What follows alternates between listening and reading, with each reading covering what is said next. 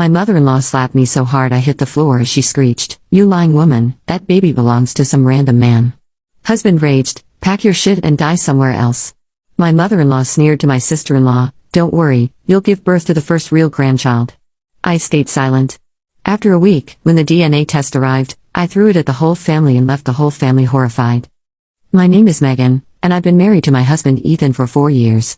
We met in college and got married right after graduation. Ethan comes from what I thought was a close-knit family, his mother Susan, his father Philip, and his younger sister Brooke, who got married to her husband Derek about 2 years ago. From the beginning, Susan never really liked me. She had this way of making little comments that seemed innocent enough but always left me feeling small. "Oh, Megan's cooking is interesting," she'd say with that fake smile. Or, "I'm sure Ethan will learn to appreciate your unique style eventually."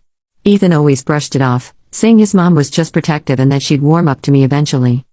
Brooke and I had a decent relationship, though she was clearly Susan's favorite.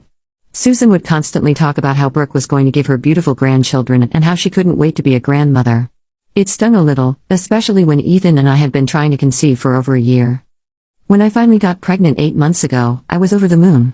Ethan was thrilled too, and for a moment, I thought maybe this would be the thing that finally brought Susan and me together. I was wrong. Instead of excitement, Susan seemed almost suspicious. She made comments about how I suddenly got pregnant and how convenient the timing was. I didn't understand what she meant at first, but her attitude only got worse as my pregnancy progressed. The comments escalated during my pregnancy. Susan would make remarks about how the baby didn't look like Ethan in the ultrasound photos, which was ridiculous because you could barely make out features anyway. She'd joke about paternity tests and how these days, you never know. Ethan would tell her to stop, but he never really stood up to her forcefully. Meanwhile, Brooke announced her pregnancy about 3 months after mine. Susan was absolutely ecstatic. She threw Brooke a huge baby shower, bought her everything she could possibly need, and constantly talked about her first real grandchild. The way she emphasized real whenever she talked about Brooke's baby versus mine was like a knife to my heart every time. My baby shower was a small, awkward affair.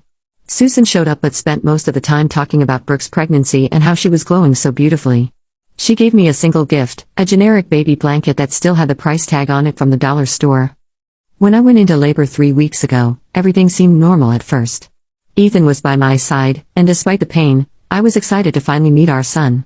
We named him Caleb, and he was perfect, 10 fingers, 10 toes, and a healthy set of lungs. The problems started when Susan and Philip came to visit us in the hospital. The moment Susan walked into the room and saw Caleb, her face changed. She stared at him for a long time, and I could see something dark brewing behind her eyes. "He doesn't look like Ethan," she said coldly. "Mom, he's..."